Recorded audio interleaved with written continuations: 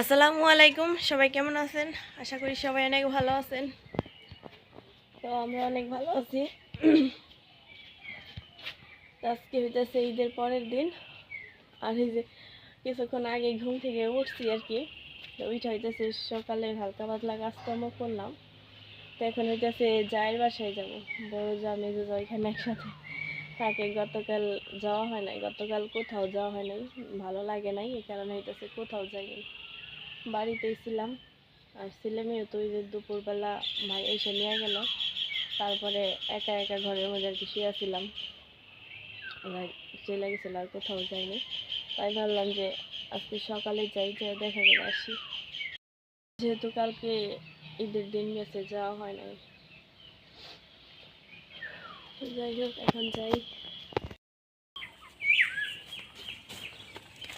আজকের আবহাওয়াটা কিন্তু একদম মেঘলা মেঘলা ধরনের, আর একটু ঠান্ডা ঠান্ডা আবহাওয়া, ভালোই লাগতেছে। আর এই যে মেয়ে আর ওই যে ছেলে, ছেলে ওই জায়গায় দৌড়ায় যায় সারছে, আবার ওই আসতেছে। চলো মরিয়ম, চলো। জানি এই যে ঘরে আসছিলাম, করে বৌমার একটা কত মরিয়ম, এগুলা কি পাখি ডাকে?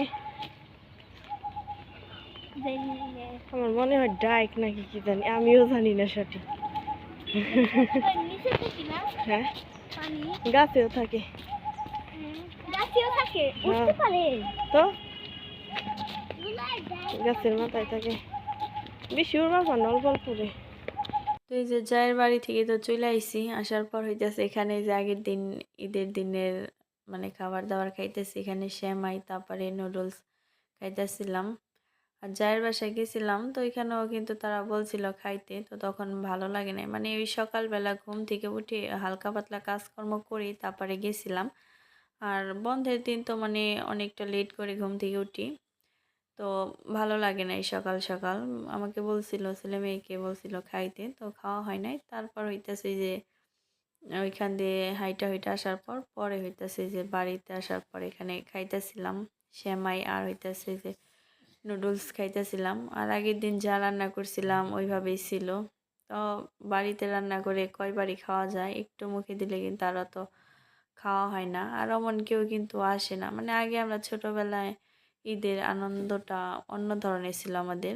মানে আমরা অনেক বাচ্চারা এ বাড়ি ও বাড়ি গেছি, তো বড় মানুষও গেছিলো সাথে। এখন কিন্তু ওরকম যাওয়া আসা হয় না, খুব কম। মানে যার যার বাড়ি রান্না বান্না শেষ করে মানে খাওয়া দাওয়া করে এক একজন ঘুম আসে বা ঘুরতে যায়, এরকম। তো আগের মতো এরকম আনন্দ নাই।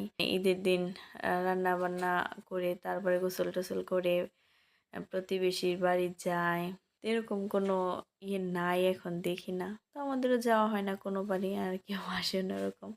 তো বলা হয়, পাশের বাড়ির ভাবিও বলছিল যে যাইতে, তো তারে বলছি আইতে, মানে যাওয়া হয় নাই বা তারাও আসে না এরকম। তো যাই হোক, এই যেখানে তো সকালে নাস্তা করতেছিলাম আর কি, আগের দিনের সেমাই নুডলস দিয়ে। তারপর হইতেছে এখানে আসার সময় হইতেছে আবার মালবেরি গাছের ডাল নিয়ে আইছিলাম। তো ওই যে রমজান মাসে কিন্তু দেখছেন মাঝে সাঝে আমি ভিডিওতে দেখাইছি মালবেরি। তো যখনই হইতেছে যে ওর চাচার বাড়ি গেছে, মানে ওর চাচার বাড়ির পাশে এক বাড়ি হইতেছে মালবেরি গাছ, তো এখান থেকে হইতেছে মালবেরি পেরে আনতো। তো সেদিন হইতেছে আবার আমার যা বলতেছিল যে এই গাছের ডাল হয়। পরে আমি বললাম যে ডাল যদি কাটে তো আমারে দিতে, তো কাটছে সেদিন। পরে কাটার পর হইতেছে সে আয়না রাখছিল। আমি আজকে নিয়ে আইছি মালবেরি গাছের ডাল, আর এখানে আমি কাটতেছিলাম। আর এগুলো পাকলে কিন্তু অনেক সুন্দর, মানে কালো হয়ে যায় এবং শরবতও গোলান যায়, মানে একটা রং হয় সুন্দর। তো এখানে হইতেছে আমি কাইটা, পরে হইতেছে আমাদের এখানে কলপার, এখানে আমি হইতেছে মানে মাটিতে লাগাই রাখছিলাম।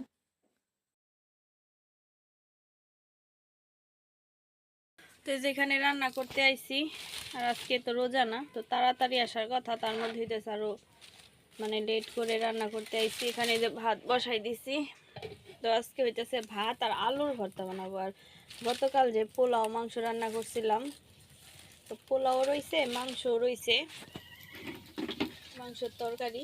তো ভাবলাম যে শুধু আলুর ভর্তা বানাই আজকে, আর ভাত রান্না করি। এখানে হইতেছে আমি আলুগুলো ভালোভাবে ধুয়ে নিব। আলুতে ময়লা আছে, যেহেতু ভাতের মধ্যে আমি একবারে সিদ্ধ দেবো, তো আরো ভালোভাবে ধুয়ে নিব আর কি।